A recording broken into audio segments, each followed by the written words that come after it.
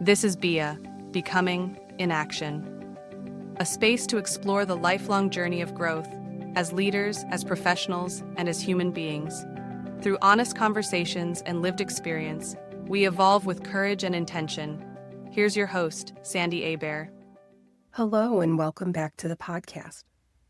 This is a conversation about what happens when you've carried too much for too long.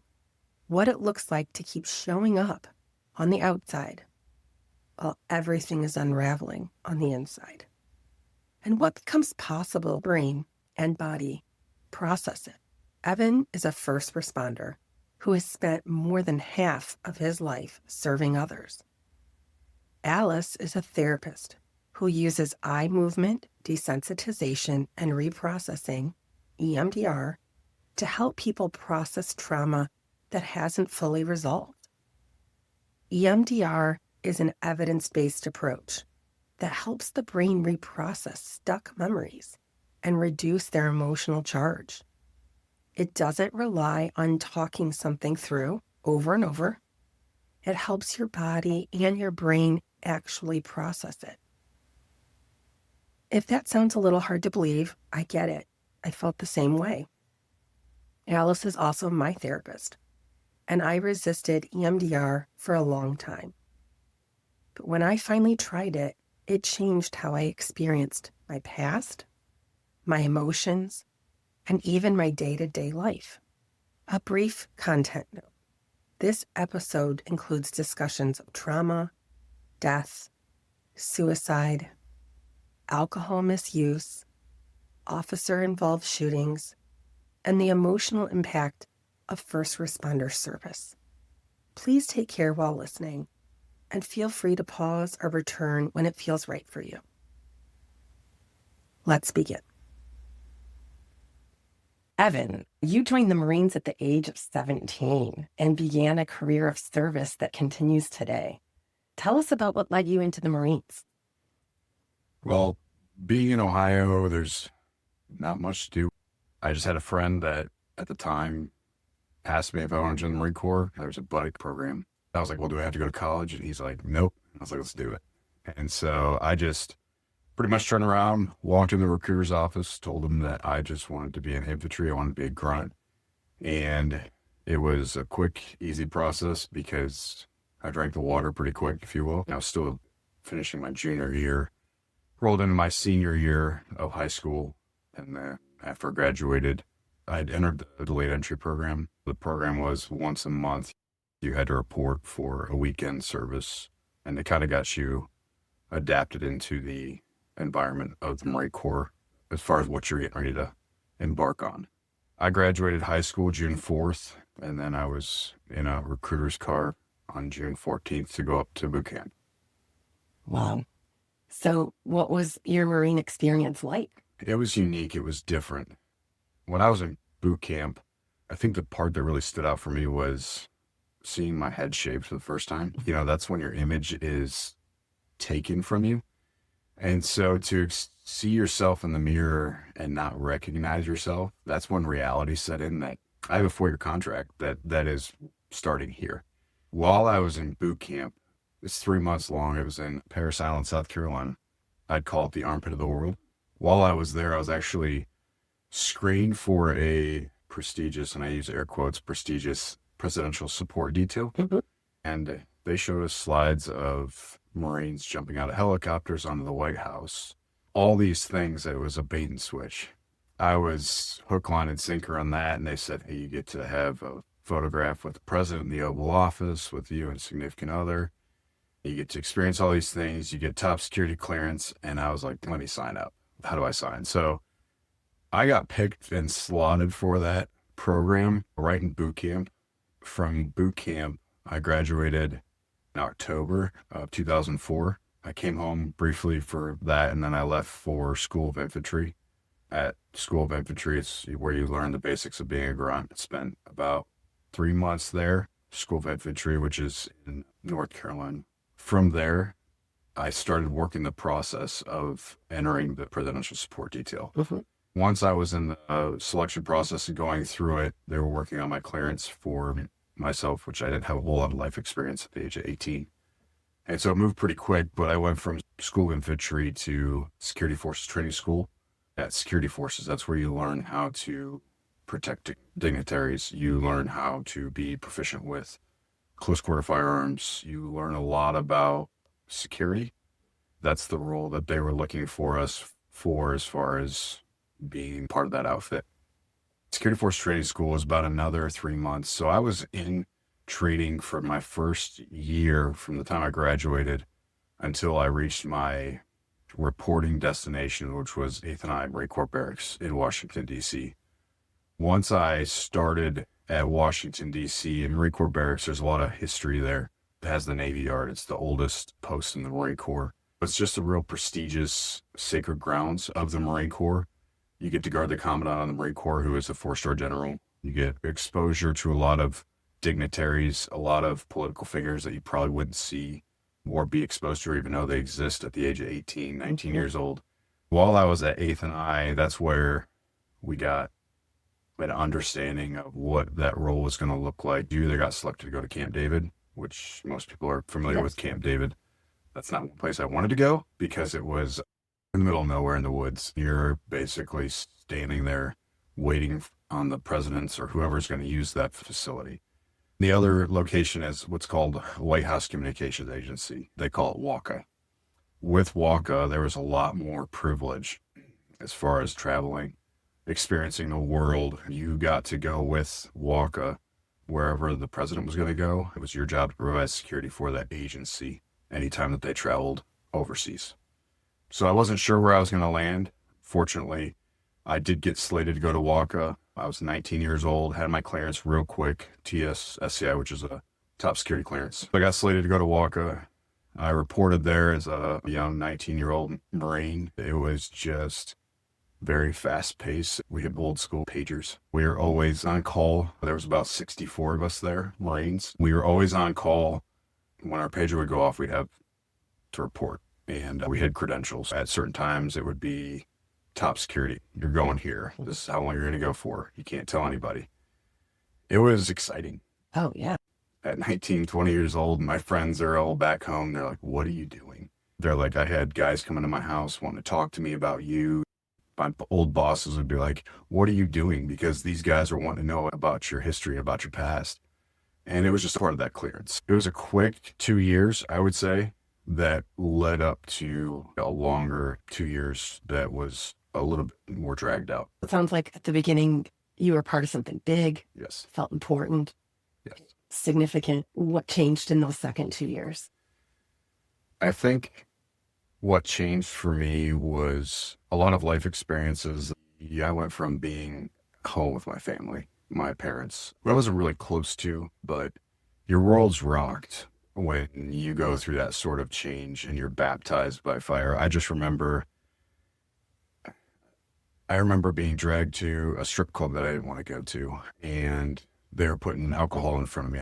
I never drank before. It was just something that I wasn't fond of. It wasn't part of my culture. And so it was like, I had to have a lot of discernment real quick by myself. And there wasn't a whole lot of guys that I could lean into that I knew or trusted. I think I had my guard up quite a bit. There were long days, long nights, and you just see the worst come out of those types of people when they're either called salty or they're disgruntled about something. But I think that one of the worst first experiences for me was I was on fire watch one night. Fire watch is where you're guarding the barracks. You're guarding the guys that are sleeping. One of the general commandments of the Marine Corps is to walk my post in a military manner, keeping always on the alert. And that's one of the orders. And so you're working that order because you have to have order in the Marine Corps. You're working that general order and you're making sure that everything remains peaceful. And, you know, it is mind-numbing work. One of my friends at the time, his door was propped open at night and it's different for me. It just had a different sense, different presence in that area. And so I got curious and I pushed the door open, and it was all like when people say like a traumatic event happens and things just kind of, you zone out and you don't understand what's really happening. Open the door, I walk in, and that's when I saw him. He was in his underwear and he had hung himself in the closet. And that was my first exposure to death, somebody I knew. And I don't remember much after that, other than kind of being on like an autopilot of people needed alerted. You know, it was just like your training kicks in, but to see somebody expired and lifeless at 19, 20 years old, how do you manage that? Mental health isn't where it's at today. Back in 2005, it was drilled, hey, quick, get back to work, get back in it, and, you know, carry on the general orders of the day and keep doing what you're told to do. And so I never really processed that for a long time. And we would get shipped off. I was in Italy. I was in India. I was in Germany. I was in Iraq for a brief minute. I was in Afghanistan. It's a different experience when you enter countries that are foreign and you experience the worst in people. And I think what changed for me was, I wasn't planning to talk about this, but I actually got arrested in Italy. Wrong place, wrong time. And that really changed my trajectory of how I was treated as a human being. That prestigious level was taken away from me. It ended up being, I got a slap on the wrist, but it cost me everything. With that, I had a lot of anger, frustration, hurt, resentment, had a lot of traumatic events that I hadn't worked through, and it was real quick and easy to isolate myself. And that's when I started numbing myself with alcohol. So common. It was common. It's a culture. Yeah. And when I started numbing myself with alcohol, it didn't help that I had a roommate who also enjoyed partaking in alcohol. I'm sure you had plenty of support. Oh, I did. And it was readily accessible. Mhm. It was always in our building. And it wasn't anything that was frowned upon. Right. You know, you'd wake up the next morning, we'd stage our gear. I'd probably be hungover, if not still drunk when we'd PT in the morning. And it was common to have just an odor of alcohol running with PT and maybe people throwing up. You know, it was fun. It was funny. Work hard, play hard. Yes. Yeah. And you do that for a couple of years, it takes its toll on you. Absolutely. So then you decided to exit the Marines. Yeah. I got out of the Marine Corps in 2008. And that transition home was hard. I bet. It was tough. I went back to a house that I didn't want to be in, to the parents that were pretty much the same people that I left 4 years prior, with them having no knowledge of who I was as a person. I was a man now, Right. you know, and it was like, oh, my baby's home. And I was like, your baby's gone. And there's a different person in this house. And alcohol wasn't really like my go-to, as it was. I was 22 years old. I had money, I had debt, I had all the things that like I thought, like it's what I was taught, you know, like it's the culture. It's like, hey, here's this car at 20% interest rate. And you're like, yes, I can afford that. Normalized. Yes. And that's the culture. And so when you come home and you're left on an island and that culture shock, you're not prepared for having to adult and get a big boy job. You're not used to having 2 paychecks ever, but just on the Friday, you know, there was the 1st and the 15th of the month. And you're like, well, I got to get a job. I got to pay for health insurance. I got to do this thing called adulting. So it was tough. I was living in my parents' basement, coming from a very quote unquote successful stint in the Marine Corps. And I feel like I didn't have much to show for it. So it was pretty easy for me to find a job bouncing at a bar. And I also worked at a correction facility that I actually found myself really enjoying. I worked the afternoon shift for several years, but that culture, it was an all-male convicted felon facility. And I rolled into it, not knowing what to expect, but I wanted to get to know these people. I wanted to get to know their story a little bit because it made the hours pass. They're humans, they're human beings, but I don't know if they embraced me because who knows what they wanted from me, but I was able to go out on the floor with them a lot, play cards with them. That's where I learned how to play craps, and I learned how to play spades. It was fun, and I'm like, I'm getting paid to play cards. It was good because I also got to understand their psyche a little bit, get to understand their childhood a little bit, get to understand why they are the way they are, what makes them tick. And so I started internalizing and taking all that knowledge in. And I didn't know what for at that time. I had since applied for the Ohio State Highway Patrol to become a trooper as soon as I got out of the Marine Corps, but they were on hiring freeze. And so I didn't necessarily think that that was in the cards for me. I thought law enforcement might be the push. I had the GI Bill, which was paying for my college. It was paying for some of my housing. I knew the direction that I was going to go in the Marines. Like, what else are you going to come out and do besides law enforcement or janitor?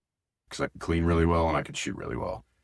Once I got into corrections, I worked there for probably about 2 years. And meanwhile, I met my wife. I think we were both in a honeymoon phase. And I think she's going to elbow me a lot in this session here. She wants to interject. She can, but it's your story.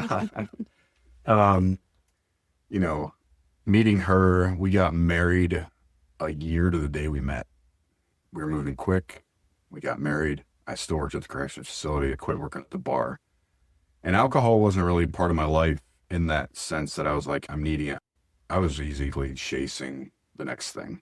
And she saw my chase for stuff. I think it rocked her insecurity a little bit because she didn't know who I really was, why I was chasing those things. And it was just like, it was deals. It was things that like, I'd be like, oh man, this could work out for us. It was kind of like trying to play the lottery on certain things and see what stuck. And I got a high off, I still got high off of today. Marketplace is my vice, but I've toned it back a little bit. And so anyway, get married. And then right before we were married? It was after. Okay, so after we were married, I got a phone call from the Highway Patrol, and they're like, hey, you're going to start the academy in October. And we got married in July. I really hadn't prepped her for any of that. Had you told her that you applied? Did I? I'm not sure you did. Yeah, I don't think I did. Because it was 2 years. But had just kind of fallen off the radar. And I got a phone call randomly one day. And it was like, yes, this is great. It was great for me. It was great for party of one. Quite a plot twist. It was. I was like, hey, how do you feel about not seeing me for the next 7 months, except for on the weekends? And she's like, oh, great. Yeah, we'll make it work. And no kids. And she was going to school. She was working part-time. October 15th, 2010, I left for the Ohio State Highway Patrol Training Academy. It's 7 months long. And man, it was fun. It was good. Everything about you right now tells me something's emotional. Oh, it was just an experience. It's one of those things that when you go through that type of trial and challenge and you come out on the other side successful meaning graduation, it's hard not to pause and think about what you had to do to get to that point. So transformative. Yes. And I drank the Kool-Aid. Oh, man. I drank the Kool-Aid at Highway Patrol. If there was a brainwashing session, I was in it. And I bleed black and gray. That's our colors. When I was coming home on the weekends and my wife was like, hey, it's great to see you. And I'm like, yeah, I got to study. So every weekend I'd come home, she'd be excited and I'd be drained. I'd have a 2-hour drive home and I'd just be thinking, I got notes, I got studying, I got law, I've got everything of the next week that I've got to do. So she was a champ. It wasn't pretty every weekend because of me, but she was a champ for 7 months. I didn't know where I was going to be stationed at. You could be stationed anywhere in the state.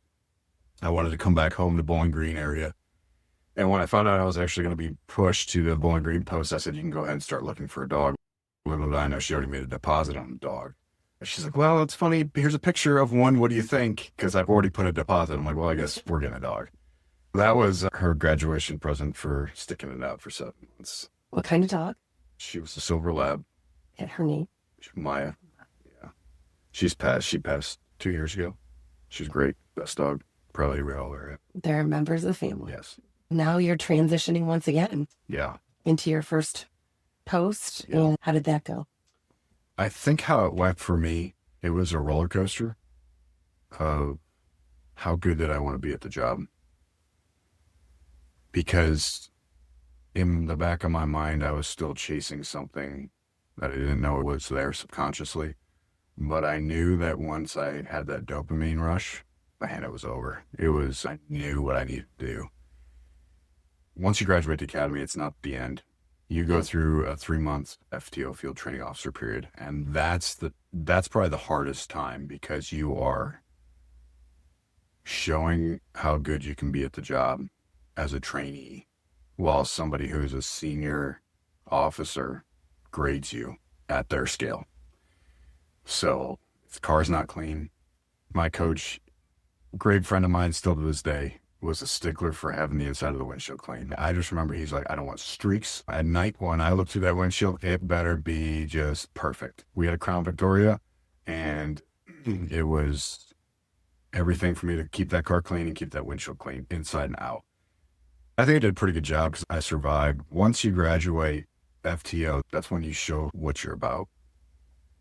I started afternoon shift right away. I was on afternoon shift for probably about 6 months before I went to midnight shift. And that's transition really helped me establish myself as a state trooper, understand how to do the basics. I'd say that first year was a fart in the wind. It was here and gone. But that second year was when I really started to get my groove. That's when I went to midnight shift. It was just so much fun. I lived for the fast cars. I lived for the pursuits. I lived for the speeds. I lived for the arrests, the drugs, the guns. If I could work the overtime to do it, I'd, without a doubt, probably not ask her. I would just do it. It was a party of one because it was like, this is my career. This is my drive. This is my dopamine rush. I remember the first motorcycle I chased. Still probably one of my top 5 pursuits, but I chased this motorcycle to Finley. Got him in custody. I remember I woke her up. I burnt the DVD that night. Woke her up at like 6 a.m. Threw the DVD in. I was like, you gotta watch this. And I was still on a high. She was less than pleased to see me doing what I was doing. It's terrifying. Yeah. Sure. Yeah. I'm sure my top speed was probably 154, 155, but it was just a rush. I got the guy, I got him in custody, did all the paperwork right, got the guy in jail, and it was like, this is it. This is what I'm meant to do. So I started just chasing and working my tail off. You'll never forget your first fatal crash you handle. And mine was a single vehicle rollover. And when I got there, the brother and friend were running around the interstate, and the driver was deceased. She rolled the car and got partially ejected and got crushed. And that was my first one, so it wasn't like the trauma of what I experienced necessarily was in the back of my mind, but it was, gotta work, gotta do the trooper thing. So I did that. I'd say one of the most impactful fatals that I handled was in 2012. It was a carload of Bowling Green State University students, and they were on their way to Punta Cana for spring break. We got call of a wrong-way driver on 75. And there was another trooper in the crossover, and he pulls out of the crossover to start heading the direction of the wrong-way driver. He sees the wrong-way driver, swerves to miss the wrong-way driver. Another car swerves to miss, and then the third car gets hit head-on by this wrong-way driver. And I remember getting there on scene, and utter chaos. The car in front that didn't get hit was another carload of college girls all going to spring break together. And it was something that you just kind of go autopilot. Your training has to kick in, and you got a job to do. And there's no time to process mentally, emotionally, what you're seeing or what you're taking in and how it's going to impact you. Because pulling bodies out of the car, they're all Jane Does. No one had identification on them. And then the car that hit them head on was engulfed in flames, and we didn't know how many people were even in that car. We're processing the scene. 2 life flight lands on the interstate. And I just remember those girls running up and seeing bodies on the side of the road, and they're wanting to know how they are dead. And it didn't hit me until I actually offered to take that carload of girls back to BGSU because no one wanted to drive. And we were driving back, and they're all in their car. They were all making phone calls to their family members, apologizing for things, saying that they're sorry, they love them. It was like they were almost killed. And I just remember sitting there driving and watching I don't even know if I was thinking, how do I deal with this? But it was something that was so impactful to me that I'll never forget. We had to go to the hospital, had to make identification. And then I remember talking to a girl in the back seat. She was telling me that she couldn't breathe. She wasn't wearing her seatbelt and she impacted the dashboard. She was talking to me. By the time I got to the hospital, she was deceased. There's 2 passengers survived, but the one, she had a broken neck and I was holding her neck while life flight was getting there, and she was talking to me. And then we get to the hospital and she's deceased. I remember we had to put on full sterile suits to go into the ER where she was, and walking out of there with my sergeant, and it was like, it was just a feeling I never felt before. It's a lot to carry. It was. The job's not done because you got to tell the family that people are deceased. And so there is training now, if there wasn't then, on how to do that. And it's the worst part of being a state trooper, being in law enforcement in general, is to tell somebody that their loved one's never coming home. And when you change their lives forever, it impacts you in some way.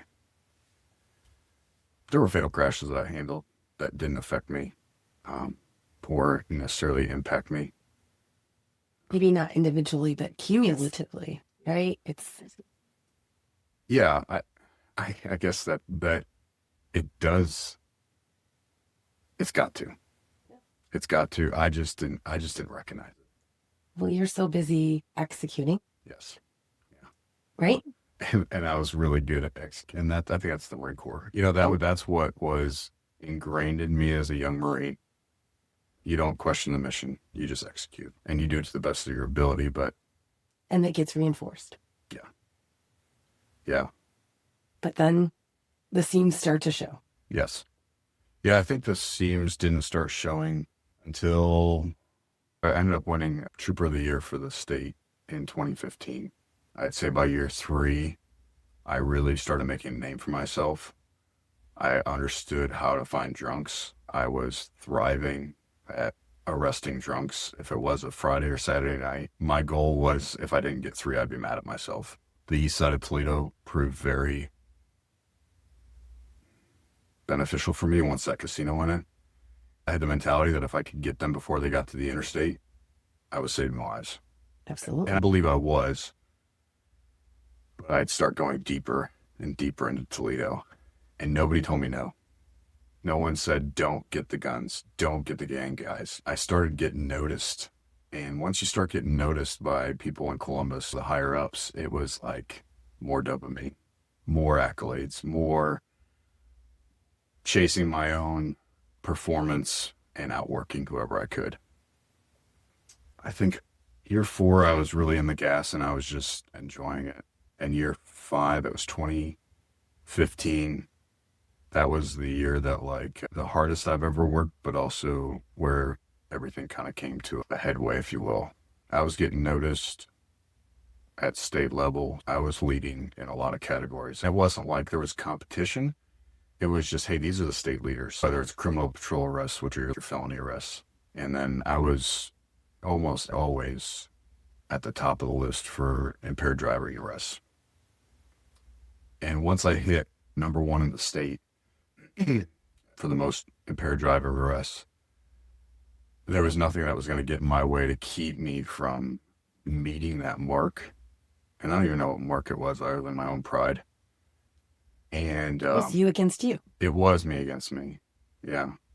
And I don't think my wife was necessarily tell me no. And she suffered because of my own selfishness in that regard. But once October of 2015, I knew what I needed to do to stay in the gas, and I did. I finished at number 1 in the state for impaired driver arrests. It wasn't even close. And I had tons of felony arrests, tons of just everything.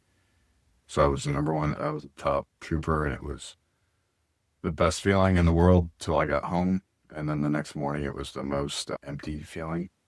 I know that there's people who win world championships, and the next day they just feel so defeated, just, it's like you're chasing the world. And I was. And I just remember I think I broke down. I broke down and cried.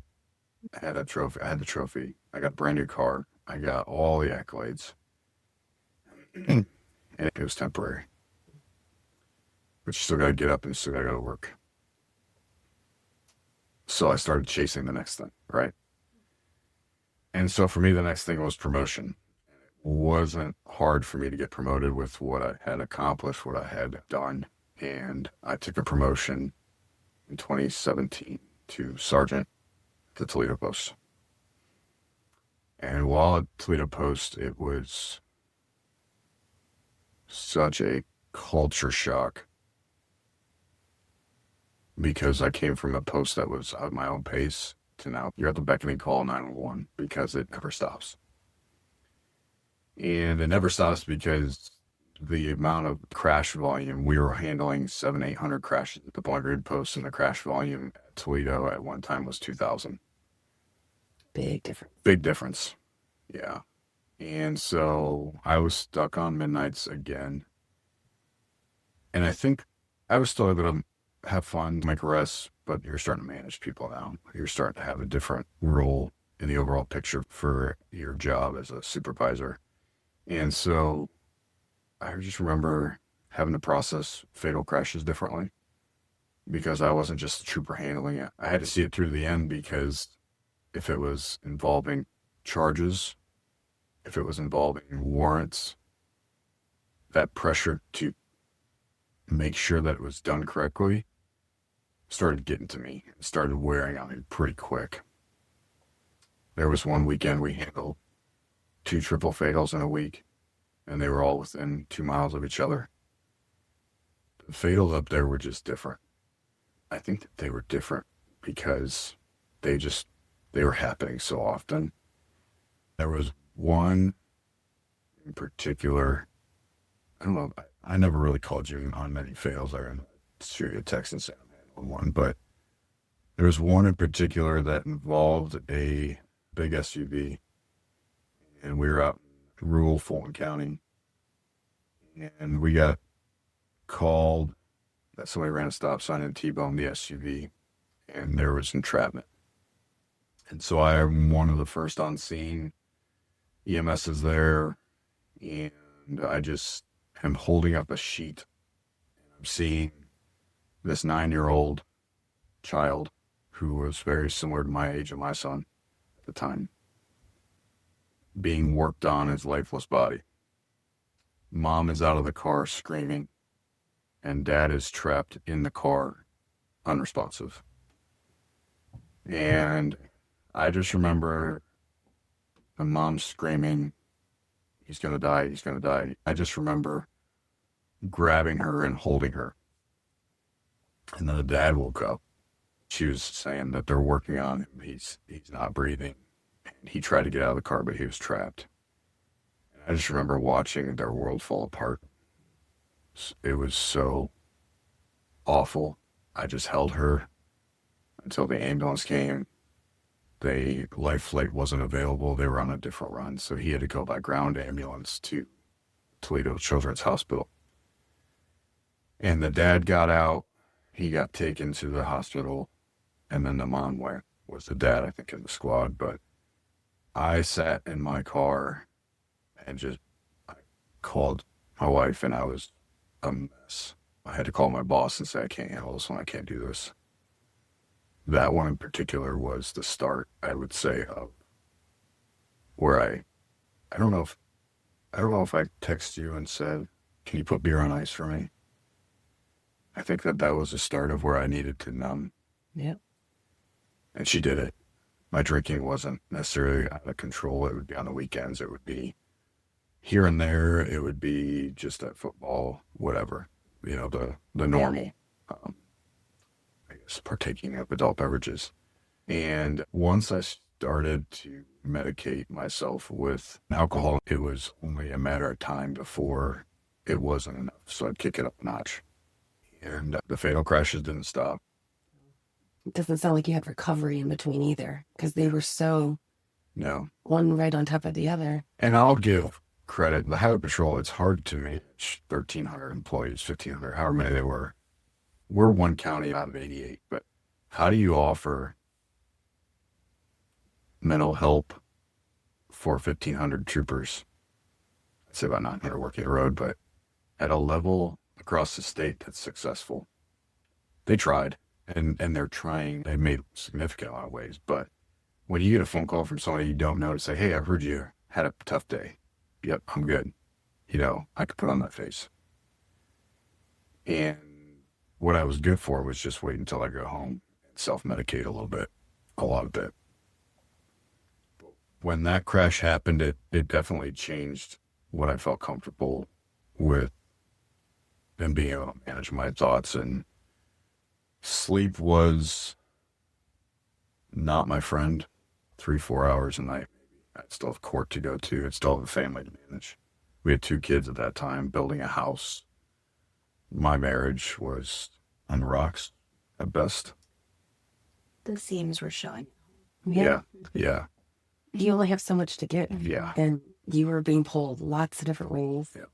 And not taking care of yourself. No. What was the moment where you're like, okay, something has to change. We can't go on. My rock bottom. I was Labor Day weekend, 2024.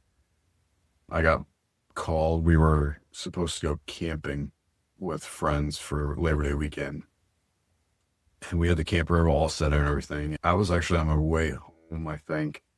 And we had actually had an officer involved shooting the night before that I wasn't able to go out on for my post. I had since became a lieutenant. I'm promoted to lieutenant and I'm in charge of the post. I was on my way home. I got a call from my dispatch saying that I was the closest unit to a homicide suspect out of Chicago. And it was a dark green Chrysler Pacifica, Illinois tags, very distinct car. I called her and I said, hey, I gotta go find this car. Got him to the closest one. I don't know what it's gonna look like. I think it was a minute or two. I was sitting on a ramp and he goes right by me. I get in pursuit with him. And this wasn't the dopamine I wanted. I was ready to go home. I was ready to go camping. We get in pursuit with him for a long time. It ended up being, I think, 65 miles in total. And I'm managing the scene. There's a lot of players, a lot of counties, a lot of officers want to get involved. We end up spiking him. He has no tires, but we're still going on. And so the decision had to be made to take his car out because Dayton was the next major city and we didn't want him getting in there. So we took his car out and it eventually caught on fire and he came out with a gun to his head. And so I'm using my car as cover as we're walking down the interstate with him. And I just remember the order was given to take the shot. One officer took the shot. And it's different when you are processing the scene of how to manage the scene, how to mitigate risk, right? We got a bunch of officers involved. We got civilians involved. Opposite side of the interstate shut down. We take the shot, we take them out, and now we have to go into save life mode. I grab my first aid kit, put my gloves on, trying to plug his wound, hearing him cough on his own blood. Just the worst type of situation. Not knowing at the time he had AIDS and MRSA. He got transported. I just remember standing there, exhausted. I was exhausted. It was a long day. I already worked 8 hours, 8 or 12 hours. And then to get dragged into that was an extensive day. I just remember I got interviewed by BCI, which is our Bureau of Criminal Investigations. They interview everybody before we're allowed to leave. My wife was already at the campground with the kids. She kind of got updates from one of the dispatchers that I was okay. Well, we got our guy, right? We got our guy. We were getting phone calls that you guys did a great job, excellent, blah, blah, blah. But I wasn't okay on the inside. I remember driving. It was a long drive back. And I was struggling inside. And I get to the campground. I don't even know if I was there mentally. I was pretty much a shell of myself. But I had a bottle of vodka in the camper. And I just went to town on it. And I just drank it. I drank as much as I could without making myself feel like I was gone for too long. And that's when the medication started not working, because after that, it wasn't so much the critical incidences. It was just, I can't be alone with my thoughts. I can't sleep. I don't want to see the things that I've had to see, still do life, still be a husband, still be a father, still show up to work, because Highway Patrol doesn't care. The world still has to go around. That was the start of my rock bottom. I think for the next 3 months, I didn't care. She knew I was drinking excessively. She just said, don't let the kids see it. My marriage was pretty much falling apart at the seams. There were no seams left. I was impacting my kids. I wasn't present at all. And I just started breaking. It just started crumbling. You shoved it down until there was no place left to shove. Yeah. So I don't know how. Our counselor had recommended her. There you go. So, Mill? yeah. Perhaps Mill. So our counselor at the time was so great, I think, for a period. I don't even know if he knew the extent of where I was at, because I was hiding a lot of it. So I thought, our counselor said, I think you need to check into some EMDR. I didn't even know that you could put those letters together. EMDR was recommended by my therapist at the time. I had no idea what it entailed. So few people do. Alice is my therapist as well, and tried to convince me for years to do EMDR. I thought it sounded like a bunch of voodoo, and I only tried it after I gave up on everything else, and I trusted Alice. So Alice, tell us about EMDR. In talking about Milt Whitmer, one of my greatest mentors, he was my supervisor as well when I was getting my LISW. But what happened was I went into the practice, person-to-person resources. As a new clinician, Milt was my supervisor. But there was another clinician in the practice, Ellen Anderson, that was EMDR trained. And she kept saying, you're not doing enough with trauma. And I said, yes, I am. And she goes, no, you're not. And so I give her a lot of credit. She really pushed me to get trained. It's an extensive process. It's very expensive. But I want to jump into the story if I can with you. Absolutely. So I really wish I would have recorded this. But I was working at UTMC for a while in the family medicine practice. And they wanted to see how EMDR worked. I did a training on it. And I brought Sandy in. I worked with Sandy before I was trained. And then I moved out of town for 3 years and got fully certified in EMDR. And then Sandy re-enters counseling when I moved back to Toledo. And I said, I've got more of the training on this. Let's do it. And you were hesitant. But I had worked with her before. And now I have this training and I was so hepped on it. And you were reluctant at first, but you did. But you tell your story when I went to UTMC, and it was so good. I wish we would have recorded it, because you were so articulate with how same therapist, but had this training and how it helped you.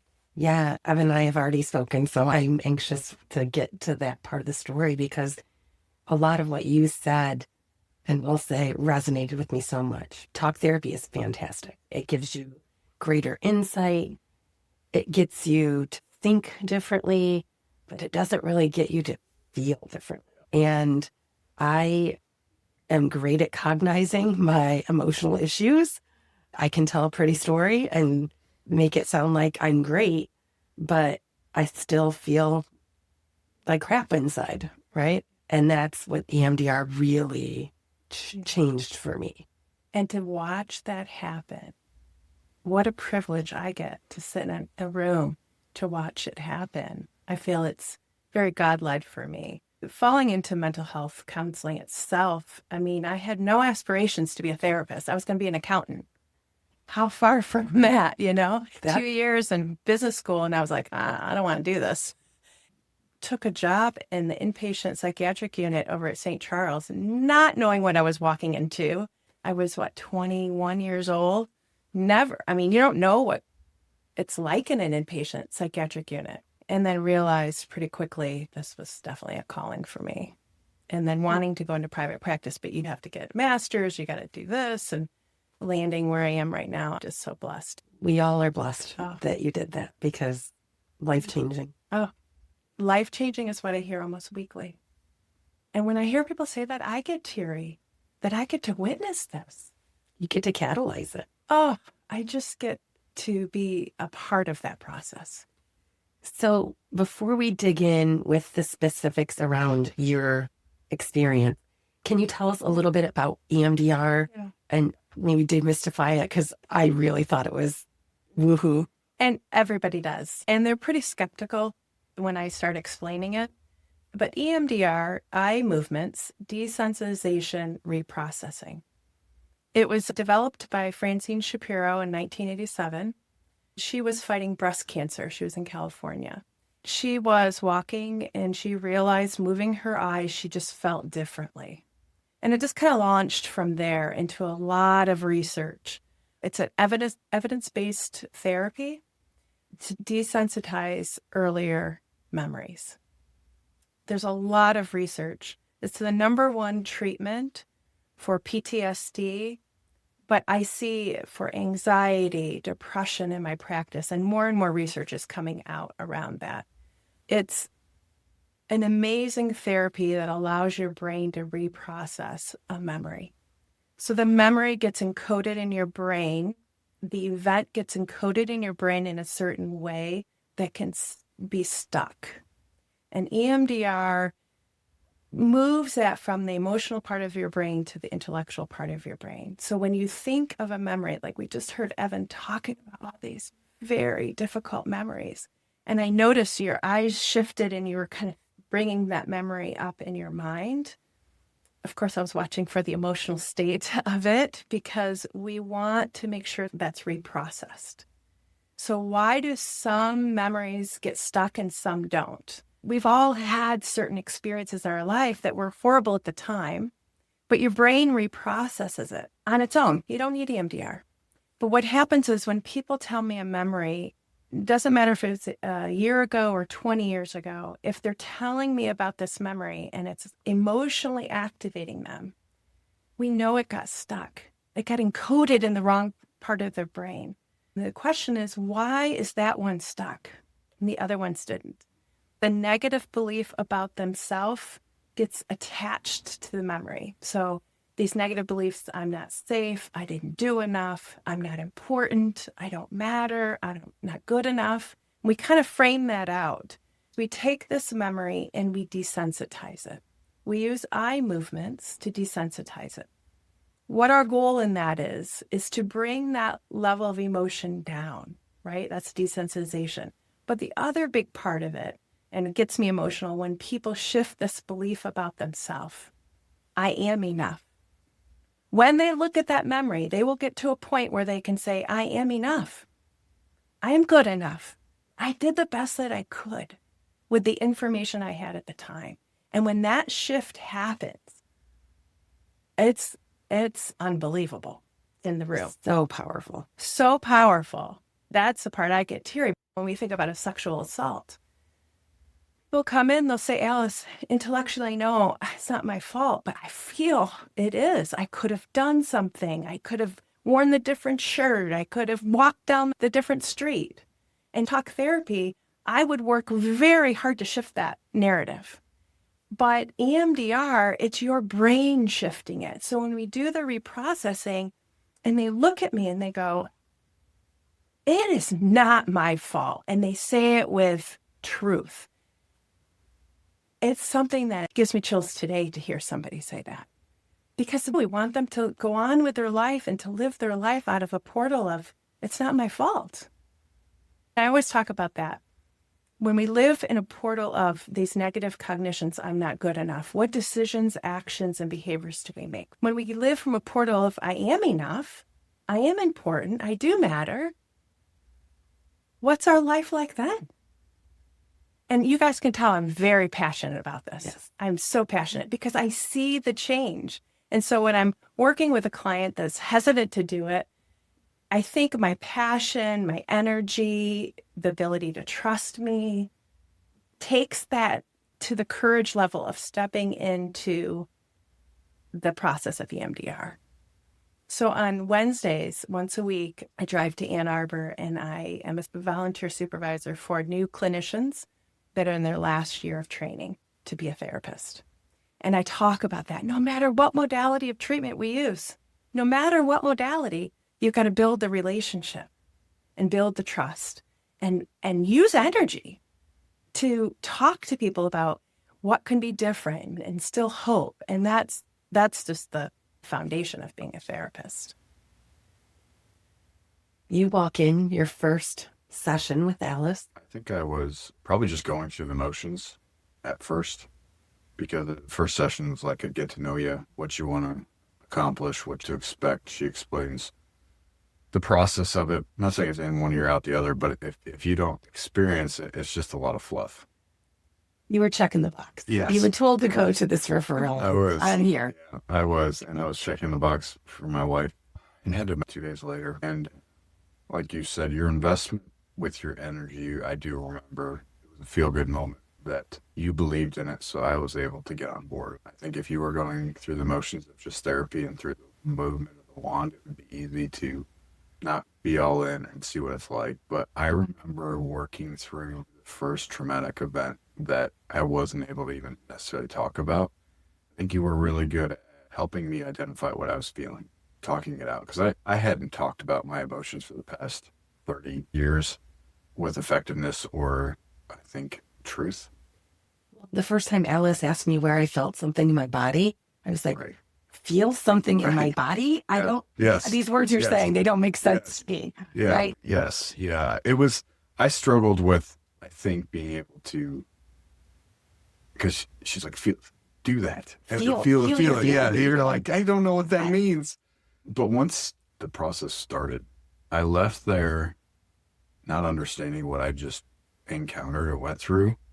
And, she told me, you can't drink through this. I don't even know if you know how much I was drinking at the time. People often underreport, so you may have told me the amount, but I always add more. It's probably accurate. I want to comment one thing. When I work with first responders, I know we need to get to EMDR quicker because you're not waiting around for me to keep talking about it. Some people need more explanation, more this, more that. But I have a history of working with first responders when I lived in Boise. And it was like, no, we're not going to be talking about this for very long. We're going to start doing it. Yeah, and I remember you don't even ask specifics about the event. You just ask about the emotions. I think that helped me lower the veil a little bit, being vulnerable, not even with the event specifically, but just being able to say, I'm feeling this way. I'm feeling, and you correct me and you try to pinpoint a little bit more for me. And it was like that dialing in. I don't know what else to say. But once you're able to draw that out and you're like, let's go. I'm like, oh, we're going here. And then it was like you went to work. And when you went to work, it was like, it was challenging. It was good, different. It was different than anything I ever experienced before. And I just remember leaving there, sitting in my truck, and trying to process what just happened. Because what I was on the inside, drowning with alcohol, the emotion wasn't present like it was before. There was still a lot of baggage and there was still a lot to unpack. But I remember that first time she said, don't go home and drink. I went home and drank. But I remember I drank and it was a different feeling inside my mind, my body, that I was like, I didn't feel like I needed it as bad as I did before that day.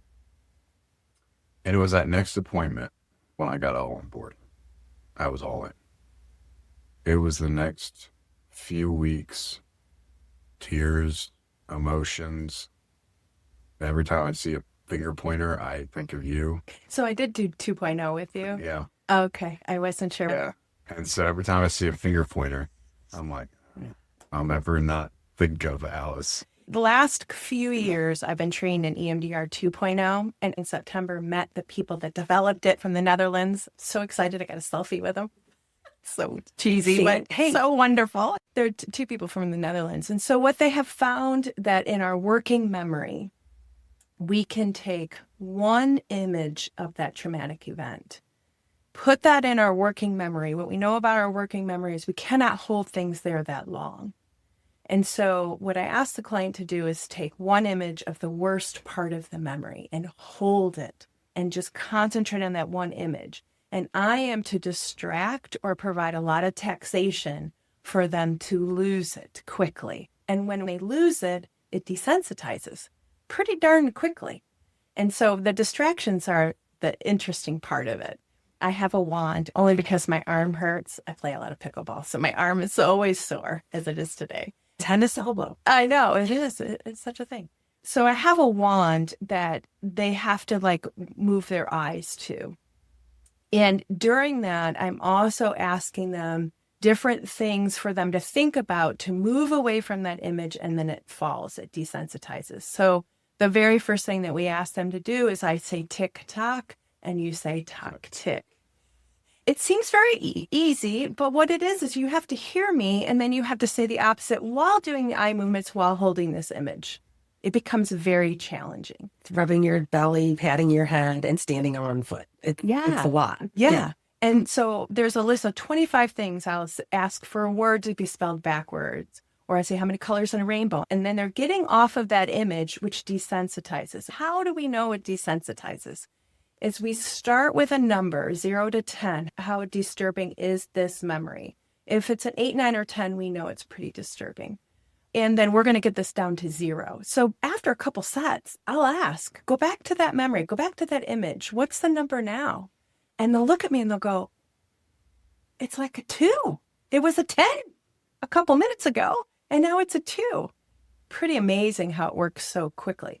One thing that I learned in my 2.0 training, and I'm constantly going to trainings to just up the game a little bit, our goal is to desensitize as quickly as possible. And what I found in this new training, people don't have to tell me anything about the memory. They create the image in their mind. I sometimes need to know a context of 1 or 2 words, like car accident. That's all. I just need to identify it so we know when we desensitize it, I can go to the next memory. The 2.0 has worked really well to desensitize quickly. I use traditional EMDR with these tappers. I'm learning more when to use what and integrate it. I think I'll continue to learn more and more as I go to more trainings and more experience.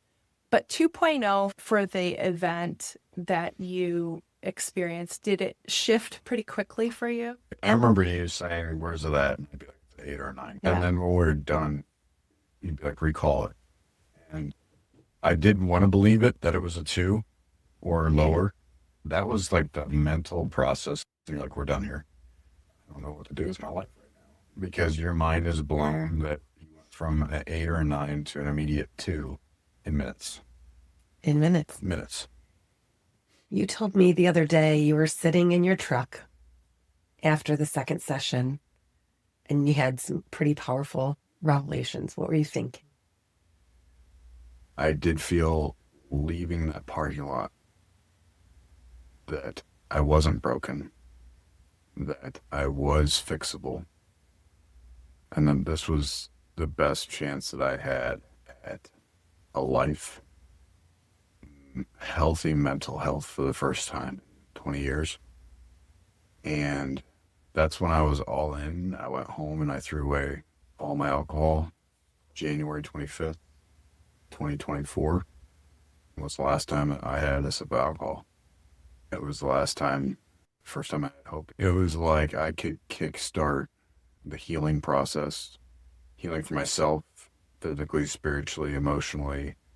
I became more emotionally available for my wife over time. Began to heal my marriage. What was left started showing up to life differently.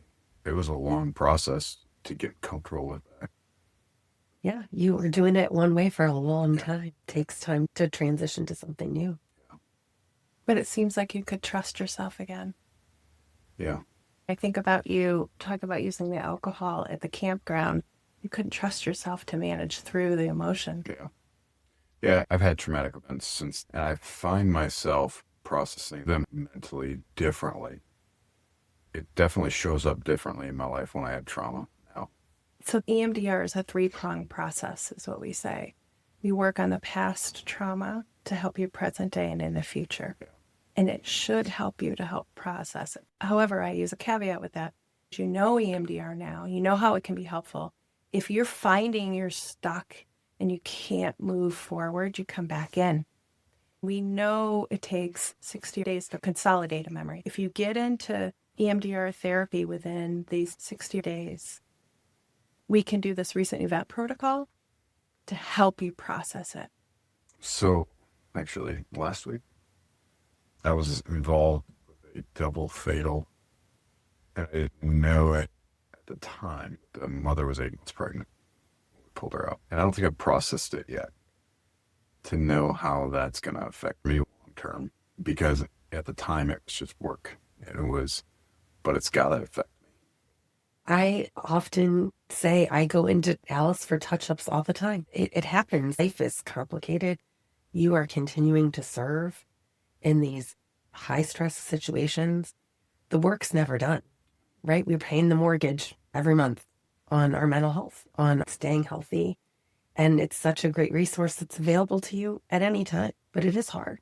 It's so hard. And our first responders carry so much. It's so difficult. And I think we're playing catch up with that education, knowledge, understanding. Your testimony of how you changed or overcome is, I think, the greatest influence that you can have on impacting somebody else. Because when you've gone through it and you say, I'm on the other side of where you're at, education's the most powerful piece that we have. Because it instills hope. Like, oh my gosh, there's something out there that could help me. I think like traditional counseling, where you talk about things, I think, like you said, you got to get into it quick. It's a completely different feel. And so it feels safe to step into that room and to go down that road of work. It's work. I get a high on work. And it's like, I'm working, I'm not showing up and talking. And so I think that's what made it appealing. I think we have to destigmatize first responders coming into truth. Yeah. Yes. And I think we're doing a great job of that from 10 years ago, but I think there's so much more that needs to be done. Absolutely. And now you're in a position of leadership. Yeah. And you're really starting to think about how do we support and what do we do? Yeah. I think with where we're at, I know we've had several suicides from first responders in the last 18 months, 2 years that have just been off the charts in our area. I know, talking to the sheriff, talking to the local police chief, and even talking to the chiefs of the fire EMS and getting them on board with EMDR and what that can do for them is something that I'm passionate about now for sure. I know Alice is a resource, and I think that if we can get all the leaders to say, hey, that stigma needs to change. We're here to help you. We're not here to hinder you. We're here to come under your wing and just really take it to a level that is safe. I don't want my badge and gun taken away from me because I have a mental health issue because I was just showing up for work. The stigma that we have to deal with because we might not be mentally stable to do our job. It's easier to stay silent. But also, people have this idea of coming into counseling, they're weak. And to me, it takes a tremendous amount of courage to come in and do EMDR and face it, right? But I think they lack the information and education to understand what it is that we're actually doing in the room. But they do, they frame it that they're weak. To me, it takes a lot of courage to come in and sit across from a therapist. It needs a generational shift. It's really interesting in the last few years. I've had a lot of people, early 20s, they're like, Alice, I'm checking in. I want to see how my mental health is. I never had said that 15 years ago. I'm like, oh my God, this is amazing, you know? And so I do have a measure of people younger that are like, it's okay to say mental health. It's okay to say I'm going into therapy, right?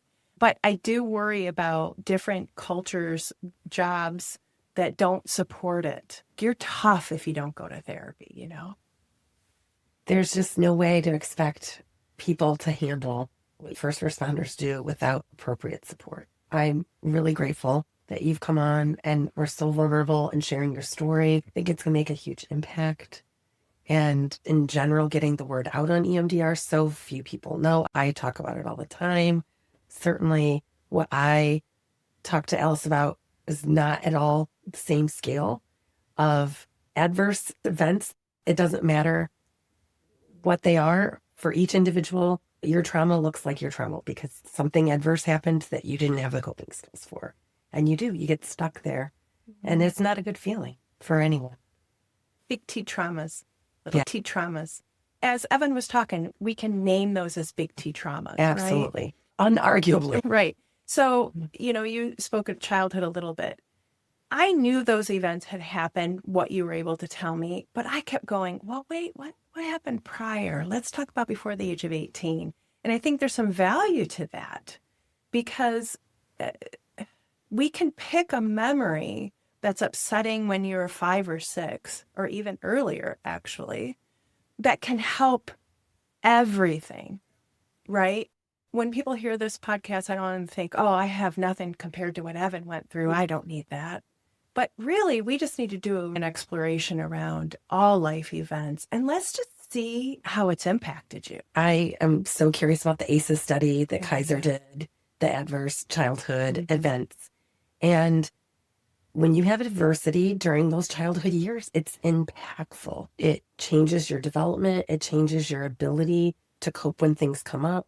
That is more in line with me. I had some adverse childhood events, not anything overly dramatic, but impacted me greatly and continued to impact me into my future, which is a lot of baggage to carry around for a long time. Comparison's not needed. Whatever you're stuck in, you're stuck in. It's important to acknowledge that and use the tools that are available to you to have a good life. It has freed up so much of my brain space to be able to be present for people. I was so busy in my own anxiety and my own fear that I couldn't really fully be present for other people. It's amazing what changes when you work through that and resolve it. What I ask is, tell me some of your life experiences and how did that frame how you see yourself? And sometimes even asking the question, like, I haven't really thought about that. I know this has really made me upset, but I don't really know how it made me feel about myself, or how did it frame my belief about myself? And then it just like sparks all this information for them. If people are just searching for big T traumas and they're like, Alice, there's nothing there. I'm like, wait. Let's just talk about this for a few minutes. And then they're like, wow, this happened and this happened and this happened. And something about EMDR, which is really important to know, this is sort of my informed consent. We start working on a memory. It's okay if other memories come up, but it might be something you really hadn't been aware of in a long time, right? And so that's okay. People are sometimes afraid of that happening. And I'm like, no. We want anything that needs to be reprocessed to come up and reprocess. I'm right here in the room. And something to know about EMDR is you're not being re-traumatized. We are watching this like a movie playing. So we're having some distance from it. And we're watching the movie play and we're noticing what's happening. And that's when it shifts and changes. And that distance is so important. And I think that's what you can carry going forward. So when you go into a situation, you can emotionally have some distance from it. I can see that little bit of space. It still hurts. It's still hard, but a little bit of insulation almost, so that it's not just about what happened in the past, but you can carry it forward as well. Right. Very well put. Tell us where you guys are at in life now. Yeah, I mean, our marriage was done a 180. I enjoy showing up for work. I enjoy coming home to my wife, to my kids. My faith is, besides my marriage, is the most important thing in my life. Having those bullet points of hope and milestones to see where I was and to see where I am and to see where I'm going, where God's taking me, where our marriage is going. It's exciting. I think it's freeing. It's freeing for me emotionally. I don't think my guard up. I'm an open book. I wear my emotions on my sleeve. Yeah. And Kendra's here with you. She was wanting to be very silent in the background, but it's really lovely to see you here supporting him through this story. You guys have been through it together, and that builds strength in a very special way. It's very different than before. So I'm very thankful that we started the process. I think what's been big for me is communicating with my wife. She'll check in with me and be like, where are you at? What do you have left? I'm like, I got nothing left in the tank. And before, it would just be like, leave me alone. I don't want to talk about it. Versus being able to have those check-ins where I'm at, what I have left in the emotional tank has been huge for mitigating fights, or intense, what we call them, intense fellowship. I like that, intense fellowship. Well, and it's hard because if you don't communicate, then she's left thinking, is he Yes. upset with me? What's happening? And then it just compounds. Yes. For sure. I am so grateful. This has been an amazing conversation. As we close, I keep coming back to one simple truth. A lot of people are carrying more than anyone can see. They're functioning, they're working, they're showing up for their families, they're serving others. And from the outside, it may look like they're fine, but internally, they may be overwhelmed, numb, exhausted, or barely holding it together. Evan's story is a reminder that unresolved trauma does not disappear just because we keep moving. It waits, it accumulates, and eventually it demands to be dealt with. But his story is also a reminder that healing is possible, not just coping, not just surviving, not just getting through another day, real healing. The ability to feel again, to connect again, to communicate again, to live without constantly trying to outrun the past. I am so grateful to Evan for his honesty and courage in sharing what so many people keep hidden. I am grateful to Alice for the work she does and for helping people find a path forward when they feel stuck. And if you're listening today, carrying your own unseen weight, I hope this conversation reminds you that asking for help is not weakness, and healing from it is not out of reach. I have put a list of resources in the show notes. Thank you for listening. See you next time.